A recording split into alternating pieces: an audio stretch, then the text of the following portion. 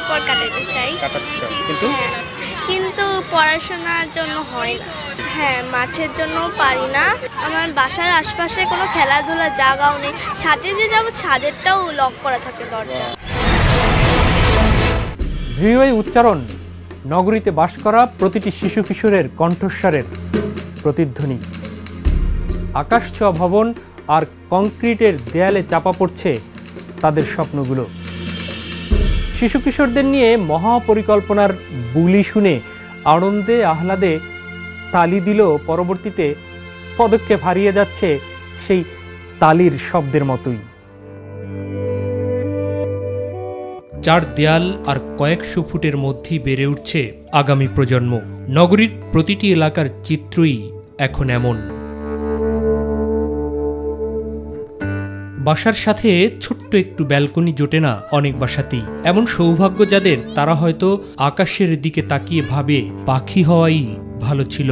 বন্দি না থেকে মুক্ত আকাশে ওরা তো যেত।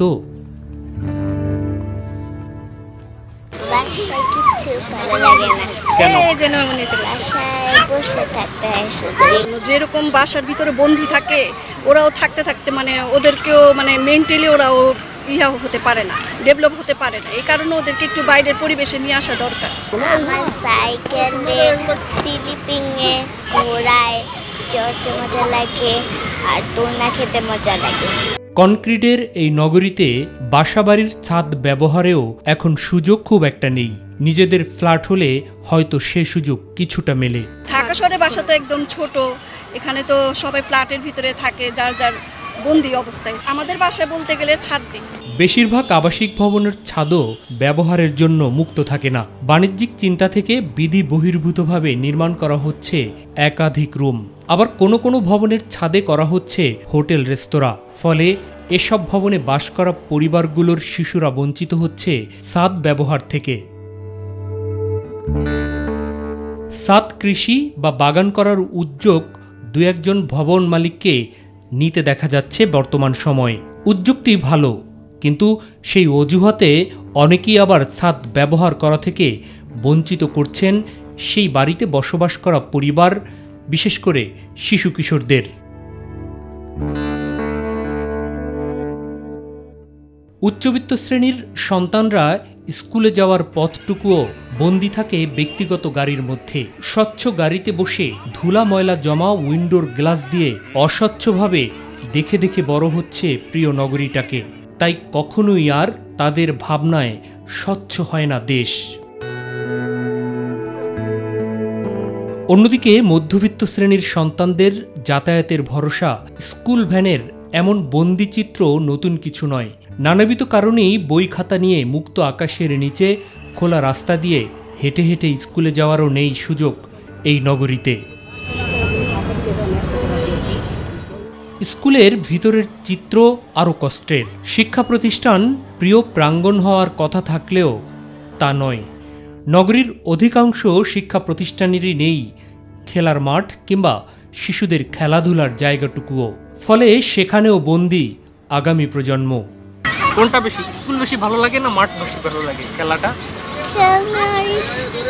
আবার যেসব স্কুলের মাঠ আছে সেখানে খেলাধুলাতেও বিধিনিষেধ। নির্দিষ্ট সময়ে মূল গেট খোলা হয় এবং বন্ধও করা হয় নির্দিষ্ট সময়ে। স্কুল সময়ের মধ্যে খেলাধুলার সুযোগ নেই সেই মাঠগুলোতে। ছুটি হওয়ার সাথে সাথেই বের হয়ে যেতে হয় মূল ফটক দিয়ে, কারণ পরের শিফটের শিক্ষার্থীরা অপেক্ষায় আছে স্কুলে প্রবেশের। আর হাতে গোনা দু একটি এলাকাতে থাকলেও আবাসিক এলাকার বেশিরভাগের ভিতরেই নেই কোনো ধরনের খেলার মাঠ কিংবা শিশুদের বিনোদনের জায়গা। এখন তো সব পড়াশোনা উঠিয়েই দিয়েছে, যত প্রজেক্ট আর কি।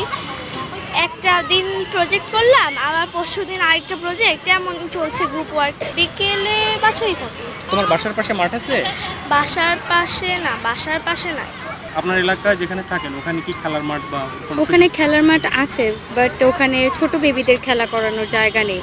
ঘরে বাইরে কোথাও নেই মুক্ত পরিবেশে শিশু কিশোরদের বেড়ে ওঠার সুযোগ। বেশিরভাগ এলাকাতেই নেই বিনোদনের কিংবা খেলার মাঠ।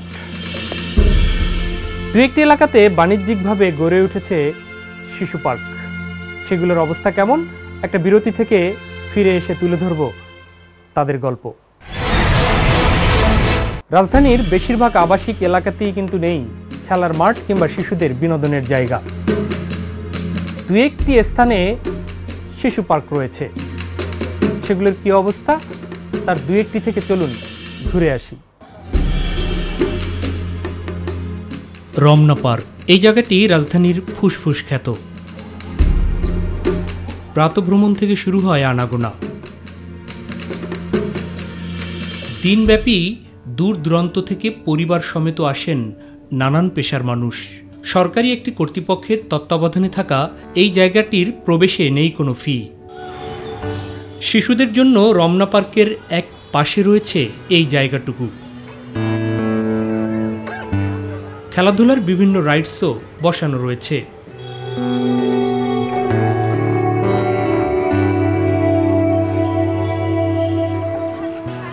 এখানে এসে হাসি আর আনন্দে মেতে ওঠে প্রতিটি শিশু।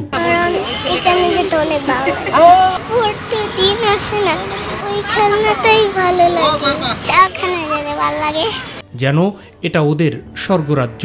এখানে সবাই সবার সাথে মিশে আমার খুব ভালো লাগে এই জায়গাটা। এখানটায় সবগুলো ভালো লেগেছে আমার কাছে। কোন পাশে ভালো লাগে না এখানে ভালো লাগে, কোনটা? এখানে ফ্লাই করি, উড়া করি, সুইং করি, এরপরে আমি দোলনা খেলি, আমি উঠি উপরে। অনেক অভিভাবকই অফিস কিংবা কাজ শেষ করে গোধূলি লগ্নে আসেন শিশুদের নিয়ে। আসতে চাই, একদিন নিয়ে আসে, কোন পিস থাকে। বাচ্চাদের জন্য তো মানে কাছ পিছে পার্ক থাকলে, এরকম সুন্দর পার্ক থাকলে ভালোই হয়। বাচ্চাদের পরিবেশটা একটু ভিন্ন ধরনের পরিবেশ চায়, যার কারণে আমরা এখানে আসি, প্রায় আসি। তো বাচ্চা খুব এনজয় করে। নগরীতে শিশু বান্ধব পরিবেশ না থাকা নিয়ে উদ্বিগ্ন এসব অভিভাবকরা। এই জিনিসগুলো আসলে প্রত্যেকটা এলাকায় এবং প্রত্যেকটা জায়গাতেই আমার মনে হয় করা উচিত। রমনার পাশে ঐতিহাসিক সোহরাওয়ার্দী উদ্যানে আমাদের চোখ। একসময় শিশু পার্ক বলতে শাহবাগের এই পার্কটি ছিল অতি পরিচিত, কলকাকলিতে মুখরিত থাকত সবসময়, কিন্তু এখন এটি মৃত। পার্কটি বন্ধ রয়েছে তা না জানার কারণে অনেকেই এখনও শিশুদের নিয়ে আসেন, মাঝে মাঝে ফিরে যান কষ্ট নিয়ে। এখানে সব তো খেলাধুলা মাঠ নেই বলেই তো চলে। বাচ্চাদের জন্য এগুলো আসলে মেরামত করা দরকার। নানান জটিলতায় প্রায় অর্ধযুগ বন্ধ এই পার্কটি। কবে দেখবে আলোর মুখ, কিংবা আদৌ দেখবে কিনা তা নিয়েও রয়েছে প্রশ্ন। সংশ্লিষ্টদের পক্ষ থেকে কেবল আশ্বাসী ভরসা।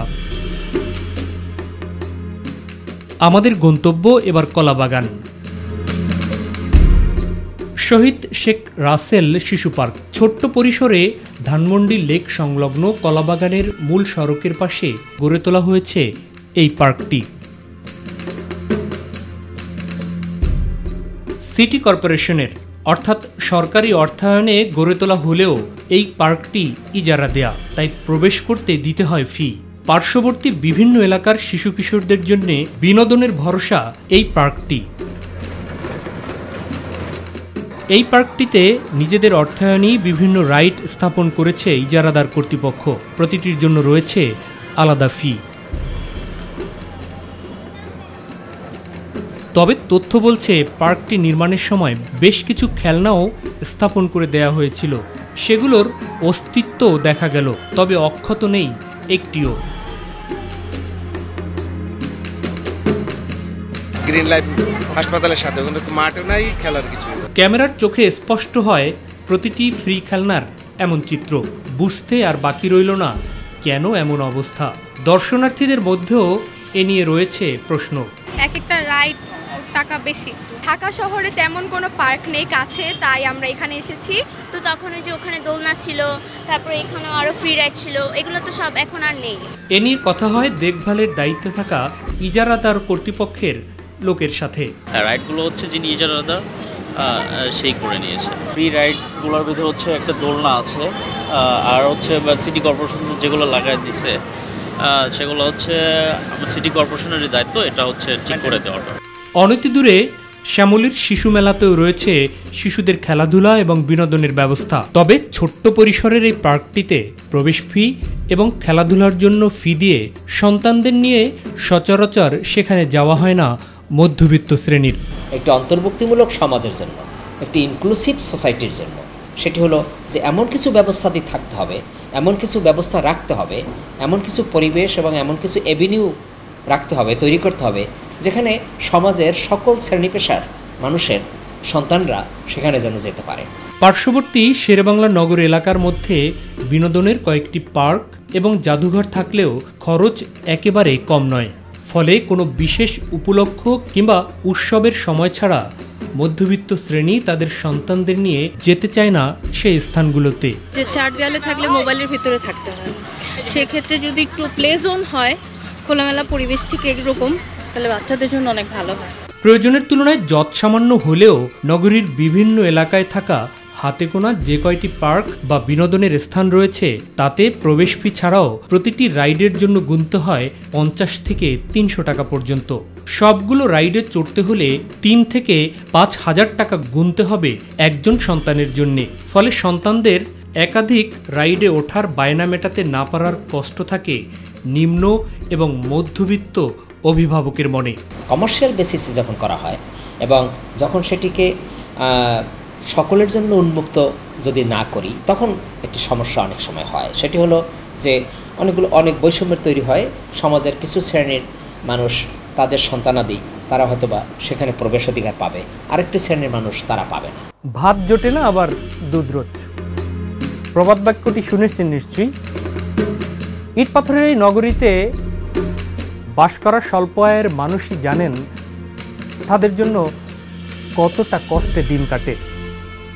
নির্দিষ্ট পরিমাণ আয় দিয়ে বাসা ভাড়া মিটিয়ে যেখানে খাবার কেনাই কষ্টকর হয়ে যায়, সেখানে অর্থ ব্যয় করে সন্তানকে নিয়ে বিনোদিত হতে যাওয়া কতটা সম্ভব তা হয়তো ভুক্তভোগী ভালো জানেন।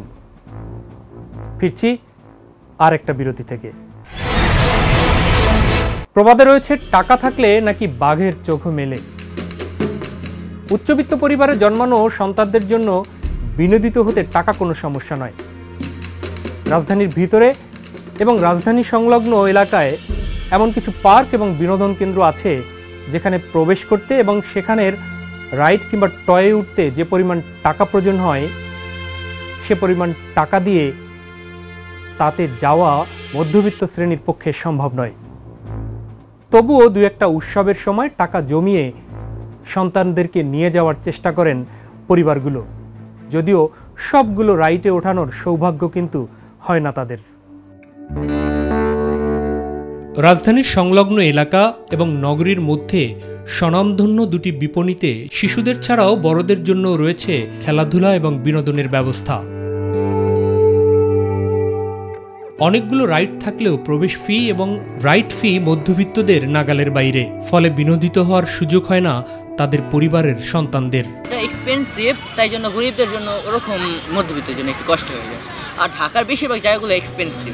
ঈদ কিংবা অন্য কোনো পার্বণে সন্তান সমেত গেলেও প্রতিটি রাইডে চড়া হয় না অল্প আয়ের মানুষের সন্তানদের, ফলে অতৃপ্তই থেকে যায় তাদের বাসনা। তো ওখানে অনেক সময় যে সব বেবিরা যেতে পারে না, বিল্ডিং এর মধ্যে থাকে, পাশে যেরকম ওখানেও সেই একই পরিবেশ। হ্যাঁ, কস্টলি তো অবশ্যই আছে। ওয়ার্ল্ডে গিয়েছিলাম, সেখানে আমার বেবিকে জাস্ট 3টা রাইডের মতো উঠানো হয়েছে, 1200-1500 টাকার মতো চলে গিয়েছে। এছাড়াও বর্তমান সময়ে নগরীর বিভিন্ন ছোটখাটো বিপণী কিংবা রেস্তোরাঁয় করা হয়েছে কিডস জোন, যা কেবলমাত্র বাণিজ্যিক উদ্দেশ্যেই স্বল্প বিনিয়োগে পকেট ভর্তি করার ফন্দি। টয়গুলো কয়েক সেকেন্ড ব্যবহারের বিনিময়ে হাতিয়ে নেওয়া হয় মোটা অঙ্কের টাকা, ফলে সেসব জায়গাও একসময় এড়িয়ে চলতে বাধ্য হন পকেট ফাঁকা থাকা সন্তানের অভিভাবকরা, ফলে বঞ্চিত হয় শিশু কিশোররাই। ইনডোর গেমটা অ্যাফোর্ডেবল না। কেন? কারণ সবার তো এখন সেই সামর্থ্যটা নাই। আমরা বিভিন্ন শ্রেণীরই মানুষ, মধ্যবিত্ত, বড়লোক, তার থেকে একটু গরিব, নিম্নবিত্ত। তো সবার ক্ষেত্রে তো অ্যাফোর্ড করা সম্ভব না যে আমরা ইনডোরে প্লে জোনে যেয়ে বাচ্চাদের সেই ইয়াটা ফুলফিল করাবো। স্রষ্টার দেয়া প্রাকৃতিক সকল ধরনের সুযোগ সুবিধা বঞ্চিত হচ্ছে নগরীতে বেড়ে ওঠা শিশু কিশোররা, আর এর পেছনে অন্যতম দায়ী হচ্ছে মানবসৃষ্ট কারণ। ঘরে, বাইরে, এমনকি শিক্ষা প্রতিষ্ঠানেও সঠিকভাবে শারীরিক এবং মানসিক বিকাশের নেই সুযোগ। ফলে যা হবার তাই হচ্ছে।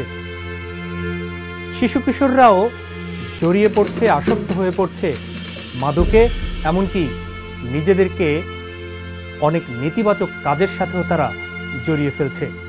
প্রভাব পড়ছে পরিবার, সমাজ, এমনকি রাষ্ট্রীয় জীবনেও। প্রিয় দর্শক, আজ যেতে হবে, ফিরবো আগামী পর্বে নতুন কোনো বিষয় নিয়ে। তবে যাবার আগে বরাবরের মতো একটা কথা আবারও মনে করে দিচ্ছি, এই সমাজে কিন্তু খারাপ লোকের চেয়ে ভালো লোকের সংখ্যাই বেশি, যারা নিজেদের আড়াল করে রেখেছেন চাপা কোনো অভিমানে। কিন্তু মনে রাখবেন, সমাজের বিচ্যুতি দেখে আপনি মুখ ফিরিয়ে রাখলেন তো কল্যাণমূলক রাষ্ট্র কেবল স্বপ্নেই থেকে যাবে। এজন্য সব ভালো মানুষগুলো একসাথে হয়ে অন্যায়ের বিরুদ্ধে প্রতিরোধ গড়ে তুলুন। বিশ্বাস করি সঙ্গে পাবেন প্রশাসনের অনেক নিষ্ঠাবান আর দেশপ্রেমিক কর্তা ব্যক্তিদের, আর সব সময় সাথে থাকবে মাই টিভির আমাদের চোখ টিম। অপরাধ, অনিয়ম, দুর্নীতি আর জনস্বার্থ সংশ্লিষ্ট যে কোনো বিষয় জানাতে লিখুন। প্রযোজক আমাদের চোখ, মাই টিভি ভবন, 150/3, 155 হাতিরঝিল, ঢাকা, এই ঠিকানায়। ভালো থাকবেন, সুস্থ থাকবেন, আর অবশ্যই আগামী প্রজন্মের জন্য হ্যাঁ বলুন। আল্লাহ হাফেজ।